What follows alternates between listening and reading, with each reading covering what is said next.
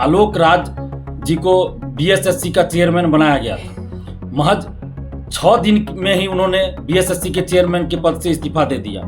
आलोक राज जी का इस्तीफा बीएसएससी में बड़े पैमाने पर धांधली सेटिंग की ओर इशारा करता है, क्योंकि बीएसएससी जो बहुत पहले से भ्रष्टाचार में संलिप्त है और कई परीक्षाओं का पेपर लीक हुआ है, धांधली सेटिंग के आरोप लगते रहे हैं। नमस्कार, आप लाइव स्टडीज देख रहे हैं। आपके साथ मैं हूं वसीम खान। बीएसएससी के चेयरमैन पद से आलोक राज ने इस्तीफा दे दिया और कई सवाल खड़े हो रहे हैं। देखिए, विपक्ष तो सवाल खड़ा कर ही रहा है, मगर अब छात्र नेता दिलीप ने गंभीर सवाल खड़े किए हैं। देखिए, छात्र नेता दिलीप ने कहा है कि आलोक राज जिन्होंने बीएसएससी के चेयरमैन पद से इस्तीफा दे दिया, देखिए यह इस्तीफा माफियाओं के दबाव में दिया गया है। क्या कुछ कर रहे हैं छात्र नेता दिलीप, सबसे पहले आप वो सुनिए। नमस्कार दोस्तों, मैं दिलीप कुमार। दोस्तों, 31 दिसंबर 2025 को आलोक राज जी को बीएसएससी का चेयरमैन बनाया गया था। महज 6 दिन में ही उन्होंने बीएसएससी के चेयरमैन के पद से इस्तीफा दे दिया। आलोक राज जी एक स्वच्छ छवि के ऑफिसर रहे हैं, ईमानदार ऑफिसर रहे हैं, और उन्होंने 6 दिन के अंदर ही बीएसएससी के चेयरमैन के पद से इस्तीफा दे दिया। ये कोई छोटी मोटी बात नहीं है। आलोक राज जी का इस्तीफा बीएसएससी में बड़े पैमाने पर धांधली सेटिंग की ओर इशारा करता है, क्योंकि बीएसएससी जो बहुत पहले से भ्रष्टाचार में संलिप्त है और कई परीक्षाओं का पेपर लीक हुआ है, धांधली सेटिंग के आरोप लगते रहे हैं। उस बीएसएससी के द्वारा अभी 24,000 से अधिक पदों पर द्वितीय इंटर स्तरीय की परीक्षा होनी बाकी है, CGL 4 की परीक्षा होनी बाकी है, अन्य कई तरह के पदों के लिए भी वैकेंसी निकली हुई है एवं अन्य कई तरह के पदों के लिए वैकेंसी आने वाली है।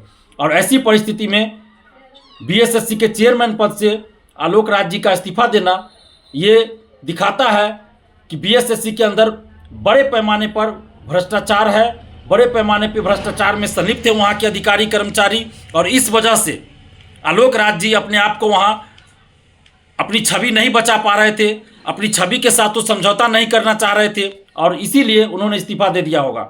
ऐसी ही संभावना बनती है।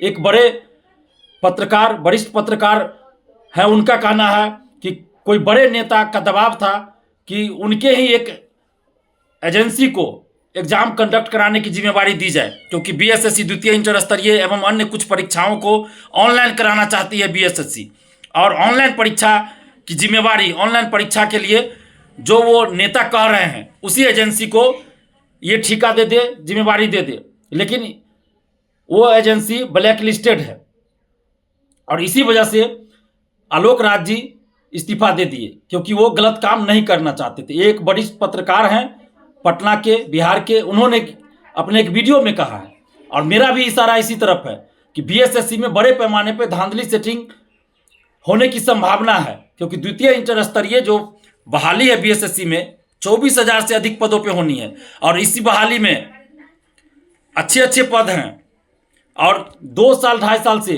हर एक 6 महीना पे लिंक ओपन किया जाता है फॉर्म भरने के लिए। आखिर किन के लिए ये लिंक ओपन किया जा रहा है बार बार?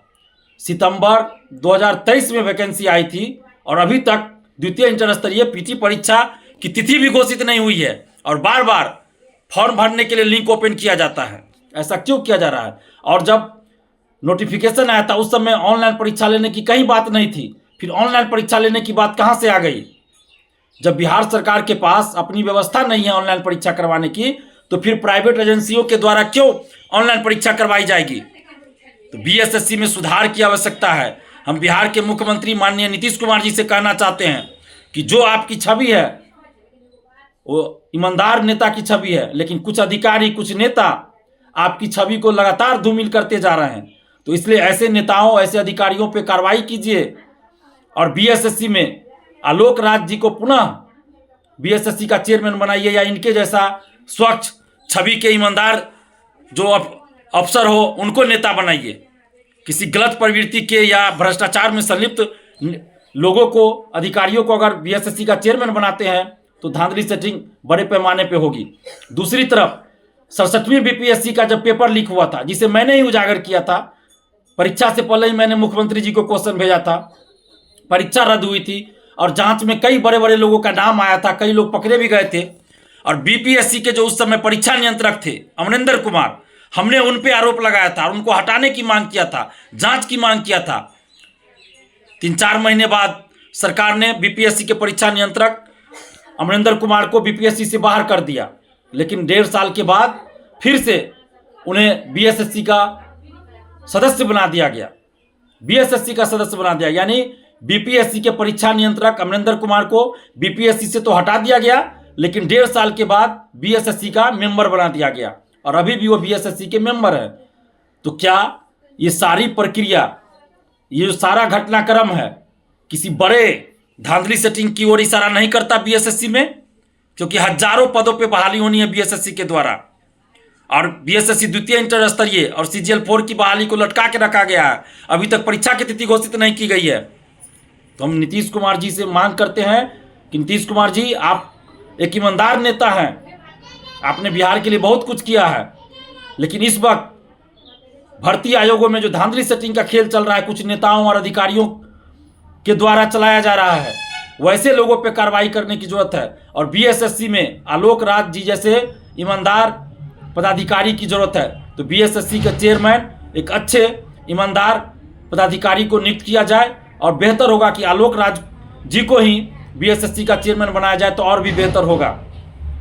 और बिहार के तमाम अभ्यर्थियों से भी हम आग्रह कर रहे हैं, अपील कर रहे हैं कि आप लोग पूरे घटनाक्रम को देखिए। ये कोई छोटी मोटी साधारण घटना नहीं है, ये बीएसएससी में अरबों खरबों का खेल होने वाला है, इस ओर इशारा कर रहा है।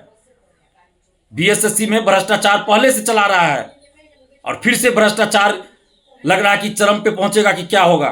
तो हम नीतीश कुमार जी से मांग कर रहे हैं कि पूरे मामले की जांच करवाई जाए कि आखिर आलोक राज जी ने क्यों इस्तीफा दिया, किस नेता का दबाव था उन पर, और बीएसएससी के अंदर कौन अधिकारी, कौन कर्मचारी हैं जो आलोक राज जी को ईमानदारी से काम नहीं करने दे रहे थे कि 6 दिन के अंदर इनको इस्तीफा देना पड़ गया।